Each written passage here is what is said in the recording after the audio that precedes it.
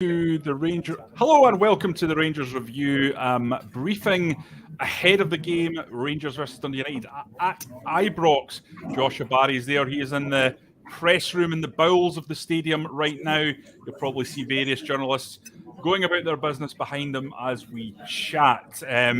Normally, Joshua, you'd be in the gantry, but given what happens is they play music, we always get our copyright strikes from YouTube, so you're stuck in the dingy confines of that press room there. So first of all, let's get stuck into the team news, because that's why we're here after all. It's a pretty aggressive, a pretty different Rangers team today. Alan McGregor in goal, James Tavernier at right back, left back Borna Barisic, and here's where the changes start. Connor Goldson will be partnered by Leon King in defence. A midfield of Jack Lundstrom and Charlie McCann, with Kent, Arfield and Cholak presumably making up the front three. So, quite a few changes there from midweek. Josh, what is your instant take on what we're seeing from that starting lineup? And also, if you don't mind, a word on the subs bench, because they are Ravi Matondo and Glenn Kamara nowhere to be seen.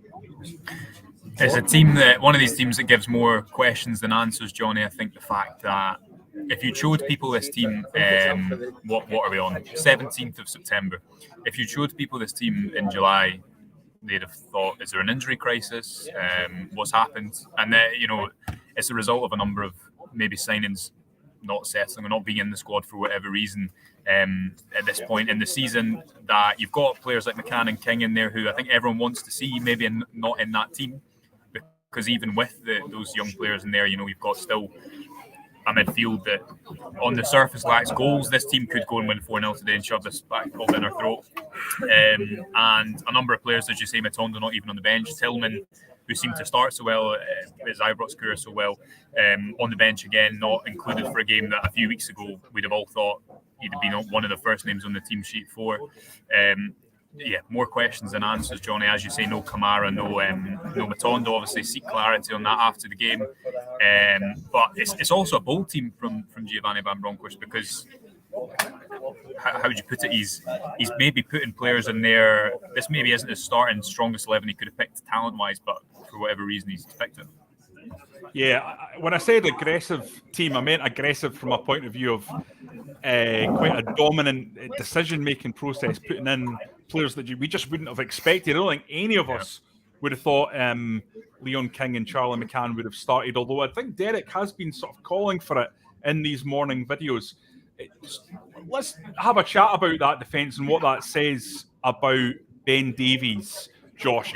He has been in the squad. I think this is the fourth game in a row. Yeah. And to see Leon King in there, look, it's great. It's the sort of game Leon King should be playing. I don't have a problem with that at all. And in fact, if we went back to this imaginary point in the summer and you're looking at the defence, I don't think actually any of us would be that perturbed, because Dundee United are the bottom team in the Premiership. To give Leon King a run alongside Connor Goldson, perfectly fine. But when you're in a situation where a £3.5 million signing has come in, has been in training and has been on the bench, fit enough to be on the bench for the last three games, you'd have to imagine that the smart play would be to start integrating him more into the squad so he's up to speed. Listen, what can I say other than, Josh, it looks like Giovanni Van Bronckhorst has an issue with Ben Davies. I mean, is that fair? Well, yeah, again, if you spend that much money on a player, he was asked about it in midweek and he kind of was, I guess, surprised to have to answer a question on it. It might be a case as simple as, we know Ben Davies didn't really have a pre-season because Liverpool were away and all over the world, and he was back in the UK sorting out, I think, I'm right in saying what he was going to do next. Then he had an injury, I think, after playing against, was it St Johnstone at home, maybe that 2-0 game. That was 4-0 game. Come on, it was 2-0. But then, if not, it's kind of like an if not now when. If you look at Ridvan and Davies, it's an international break after this week for two weeks.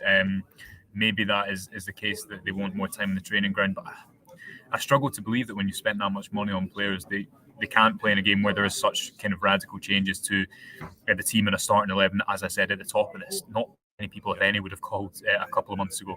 So it's going to be a really interesting afternoon, not the kind of run-of-the-mill game you sometimes expect when you get a 3 o'clock kickoff on a Saturday at Ibrox, Johnny. To be honest, I think we'll learn a lot from the game, depending on how the players do. We'll learn a lot from the press conference. But yeah, as I keep coming back to, definitely a team that gives you more questions than answers going forward. Josh, you're the Rangers Review's tactical guru, so I'm just going to throw it to you how you think this midfield's going to line up. I'm assuming we're going to see Ryan Jack as the sitting 6, with Lundstrom and McCann both playing as 8s, Kent on the left, Arfield on the right, and Čolak up front. What's your position on that? I think it will be Jack, as Jack's tended to play as the higher midfielder, so I think it will be obviously King and Goldson will be at the back. Barisic will kind of tuck in at points, but obviously overlap with Kent pinned to the left touchline. Arfield will play inverted from the right. Tavernier will play high and provide width, the actual width on the right, and then McCann and Jack as your number 8s with Čolak through the middle. So I don't think there'll be too much of a deviation from the shape that you've seen before. But again, that's the argument of playing a player like Ryan Jack at number 8 when you need someone maybe with more of a goal threat over the course of a season. Again, he could go and score a goal today, but if you're making that substantial claim of who do you want as your attacking midfielders in these type of games, I think you'd hope for a little bit more of an offensive threat. Charlie McCann, when he's come on at points, I think has looked quite creative in and around the 6-yard box, the 18-yard box, when he came on against Queen of the South, for example. And obviously this is an indication that Van Bronckhorst thinks he needs freshness, but if you look at what did he go back to midweek? He kind of went back to the old guard. The team, 9 of which had been signed in Gerrard's first season, only 2 of which signed following that. They were the ones that he wanted in the response to what was a couple of really damaging defeats. Now you have the first league game after that, and you look at that team and the players that are included, but the players that aren't included as well, tell us a lot. So maybe this freshness, particularly provided by King and McCann, will be beneficial. We know that Čolak in these games, when he's in and around the penalty box, is got a good goal return. Kent, I think everyone's still waiting for his season to kick off. Arfield, again, you know what you get from him, but it's not a team. You don't look at that team and think, this is exciting. I'm excited to go and watch that on a Saturday afternoon. And I guess that is problematic within the context of the support wanting to be excited domestically, wanting to see a domestic template that can really dominate these games. Obviously, we have to wait and see what happens. But I'm looking forward to seeing what the manager says in the press conference after with regards to his team selection. But when he was asked about that midweek, Johnny said, I picked the team that I think will win the game. So you have to presume that's what he's doing today, Yeah, I'm also a bit surprised, Josh, that Alfredo Morelos isn't starting. I thought he was outstanding and gave an underrated performance against Napoli in midweek. I thought he almost revolutionised the team in terms of the way that they played through him, and it really did give Rangers an option that they wouldn't have had should Čolak have been playing. He linked to the midfield and the attack much better, I think, than Čolak is capable of. Now, I know he's terrific at getting the ball in the back of the net when you give him half a chance, and better finisher than Morelos. But I still think, going in the international break, Alfredo hasn't had too many minutes. Surely, again, this is a perfect opportunity to get 70 minutes into his legs and get him up to speed for the challenges ahead. Now, I know that Čolak hasn't played and will want to get on, but for me, half an hour in the game or 20 minutes or whatever he's going to get when he comes on, it just means he's still needing to get up to speed when he comes back. I mean, I don't really quite understand what the strategy is with Morelos. Yeah, neither do I. And I guess we were kind of saying that before he started in midweek.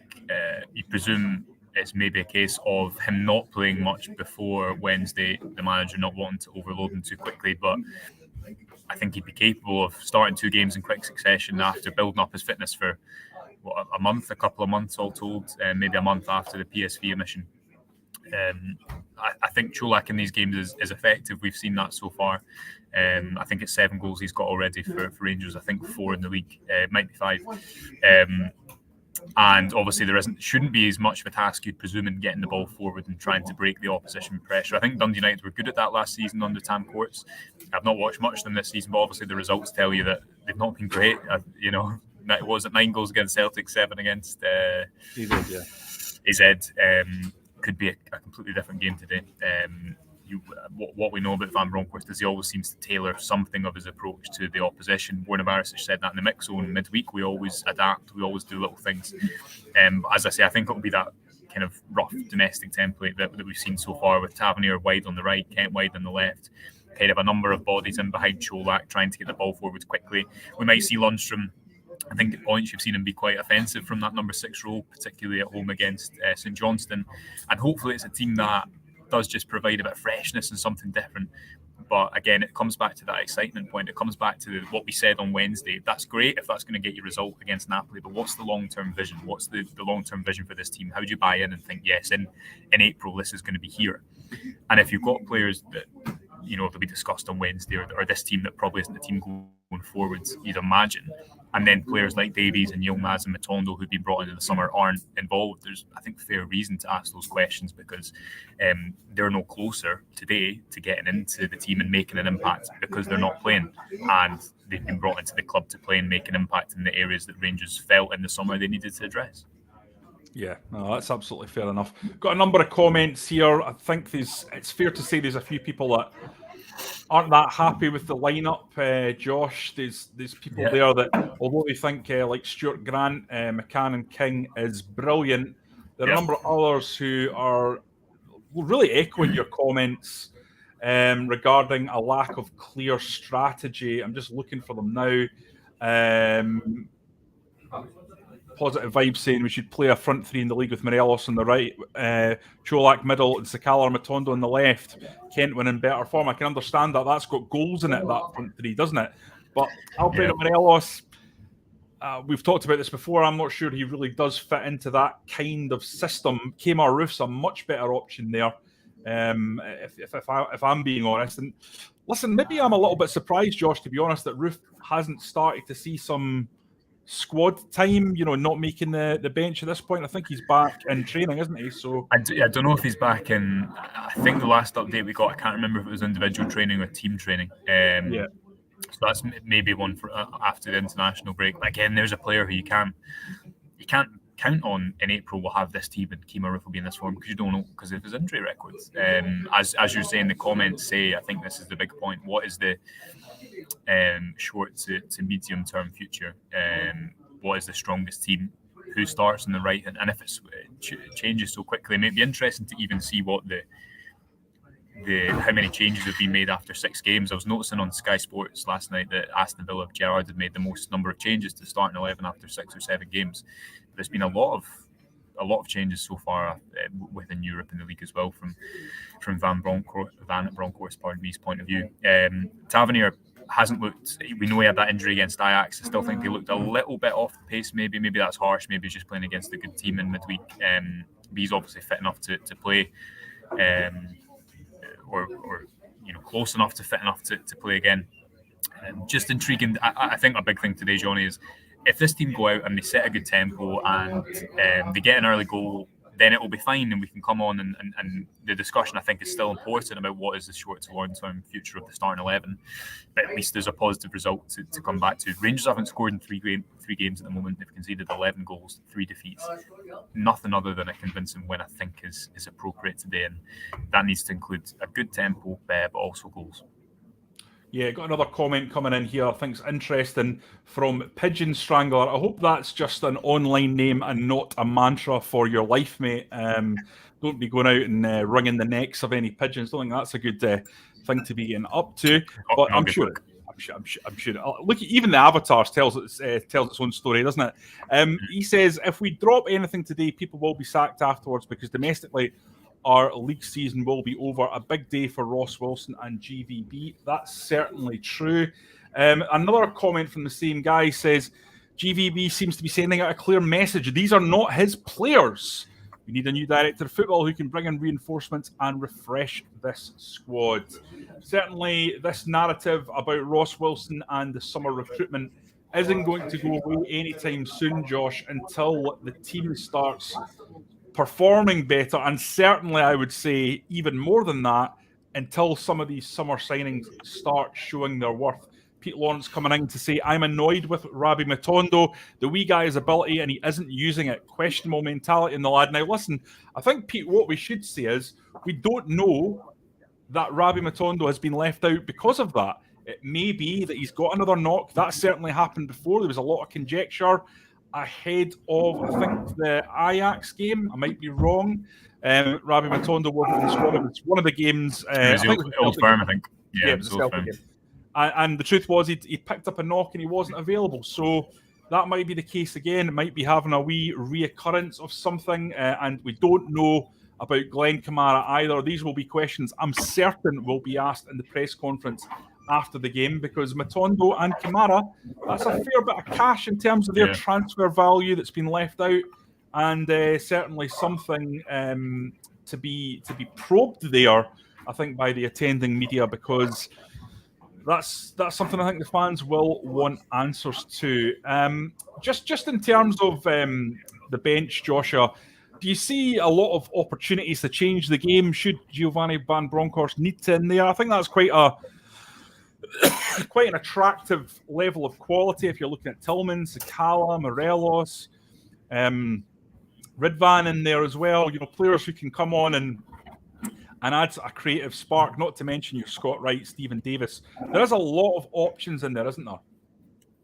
Yeah, maybe a bit more creativity in the bench than in the starting 11 at first glance. But again, you look at someone like Sakala, who this is not a defensive fashion Sakala, but obviously had a better goal return than a lot of players last season. I think he's got a lot of limitations, but if he's not getting into this team, will he at all? You know, I know it's a long season, but when do you play if you're not playing a game when effectively there's been so many changes made with the starting 11 looks so different to what it would be expected. Josh, that's a great point. If you don't mind me interjecting on that, just because you know, we were having a chat the other day and we know that Nice were very heavily interested in Glenn Kamara, and the sort of the scuttlebutt was that, you know, if Rangers had been so inclined, then a deal probably could have been done there for several £1 million. And you know, you're looking at that lineup, and if Kamara is not going to be involved, Sakala was another that there was interest in. There was questions asked by Burnley. Are you interested in doing a deal? And Rangers said no. He's a key part of the squad. Roughly £2 to £3 million. I think that would have been so. £10 million for a couple of players that are nowhere near and don't look to really fit the system at the moment seems a bit of a strange one. And surely, if you're talking about recruitment, that would have been another £10 million to spend on players that kind of fit the system and the style of play Giovanni Van Bronckhorst wants to adopt more, but he seemed to want them around. Yeah, definitely. And you can make that argument, I think, right throughout the squad today. Obviously, you need to see what happens in the game, see what happens in the press conference, and then it's an international break going forward. So it feels important that Rangers get a performance that provoke some sort of optimism from their point of view, with obviously 2 weeks until, I can't even remember, is it Hearts? Maybe the Hearts away? Is it the first game after the break? I could be wrong with that. Just looking forward now to kick off, Johnny, see what happens, see how Rangers play. But as I say, nothing other than, I think, convincing attacking football will appease people today. Is that team conducive to that? We'll check it at halftime and full time and see what the score is with that.